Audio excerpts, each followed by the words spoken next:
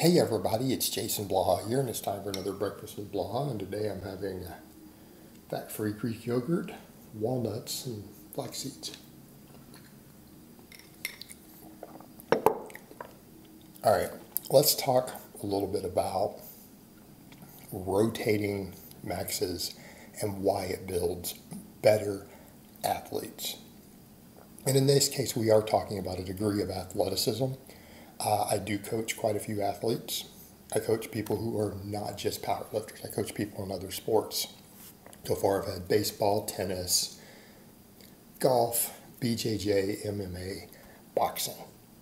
I've had all these so far as clients at this point. And we prefer to use Conjugate for them, just like I do for my powerlifters and for my general strength. And the thing that you have to remember, it's not just me saying this. This is what some of the best coaches in the world are saying. This is what Louis Simmons is saying. This is what Matt Winning is saying. Okay, and again, both men who have proven track records. And they will tell you the same thing. So let's take an athlete. Okay, and I don't even need to name a sport, just any sort of athlete. I don't care. Boxing, high school football, whatever. What do we normally think of as a good, solid strength basis? This is a strong guy. As far as big three, 315 bench, 500 squat, 550 deadlift. That's a nice, solid strength base. Now, people are like, that's crazy. I don't think that those numbers are crazy at all. I got drug-free lifters hitting those numbers who weigh less than 200 pounds. I don't think it's that big of a deal. So let's call this a strength base. We know that this person's at least good at these three movements. We have an idea of how much force they're capable of producing, right? Just based upon these movements. But if all they've really pushed truly heavy with is these three exact movements, we have a limited number of planes and angles, right? So what happens if we start varying this? What happens if we have them max on multiple lifts through the year? And we look at each of those lifts and try to get them up to an equal performance that puts them into different odd positions. Again, people who follow Boogs over the years, you kind of understand this concept. He's maxed on a lot of weird stuff. Okay? And he's a strength coach who believes in athleticism. So let's say that we can squat on 4 different bars and hit a 500. What do you mean? A power bar, buffalo bar, rackable cambered bar, a safety squat bar, right? 4 completely different bars. They pull you into different positions. Let's say you have all 4 of those basic bars. What if your athlete can hit 500 on all 4 of those bars? Remember, one of those bars pitches you back, another one pitches you forward. What if he can do 450 off of a box, a below parallel box squat? Because again, we'll lose about 10% on all 4 of those bars. What if on at least 1 or 2 of those bars he can do 400 off of a box with 100 pounds of bands and 100 pounds of chains? Again, different rate of force production.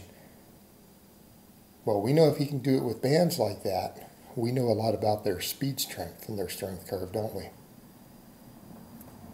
How about if they can back squat with all 4 of those bars?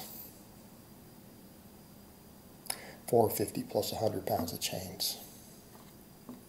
What if they can do dead pen squats? Let's say 450 with all 4 of those bars.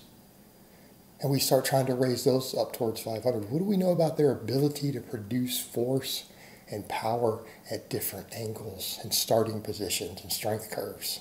Okay, this is someone who is a lot stronger out on a playing field or in a contact sport.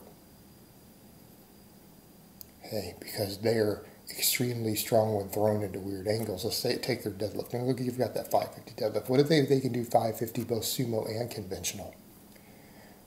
What if we can do it off of a slight deficit? We can do it off of a mid-shin block, mid-shin rack pull, different starting positions. happens if they can do it if we do the same thing, 500 with 100 pounds of bands, 100 pounds of chains. All these different stance, with start, position, strength curves. What if they're hitting similar levels of strength but through this wider variety? Same with the benching. Okay, they can bench 315. We take that same athlete. They can do 315 on at least 3 different bars. 4 bars maybe. I mean, if you want to go extreme, have a buffalo bar. Deeper range of motion. Axle bar. Totally different for the forms. You've got to grip it different, manipulate it different. Football bar. Again, different hand positions. They can do 315 with all of those. What if we build them where they can 315 off of a floor press?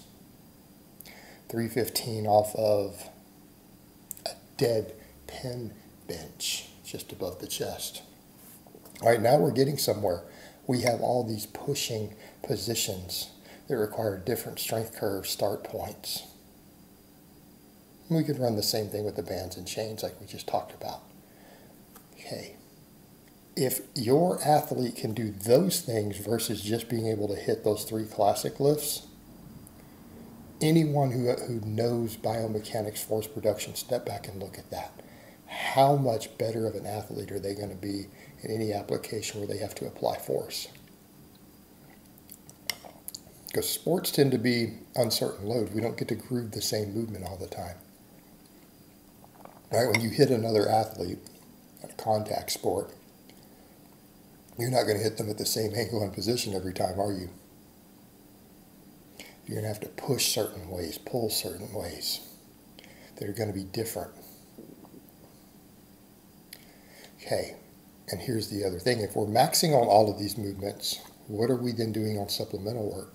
We are rotating supplemental exercises to get strong at all the weak links. If we see a different weak point, right, we see a different weak link coming out with one of those bars, and we put extra work into overdeveloping those areas from the hypertrophy side, because that's how we have to strengthen those to get good at all of them. We then build the musculature to be strong at those different positions and angles, because we max on them and we assess them and look at them and say, okay, where is it weak? Where is it hurt? What gave out? Well, we need to build that area up, because that represents a strength deficiency on some variation of the basic movement patterns. And if we build that area up, that's what builds the maxes for those. What does that then do for your athletes? Makes better athletes. If you take an athlete like I just described with all those different lifts, if they can hit those things, this person has the ability to produce force, high rates of force production at different angles, and a lot of them, when being thrown into awkward positions, and still push through it. Okay, that is going to be a better athlete. All right, guys, well, that's really all I have to say on that today. I hope it's been informative, and I will talk to you guys next time.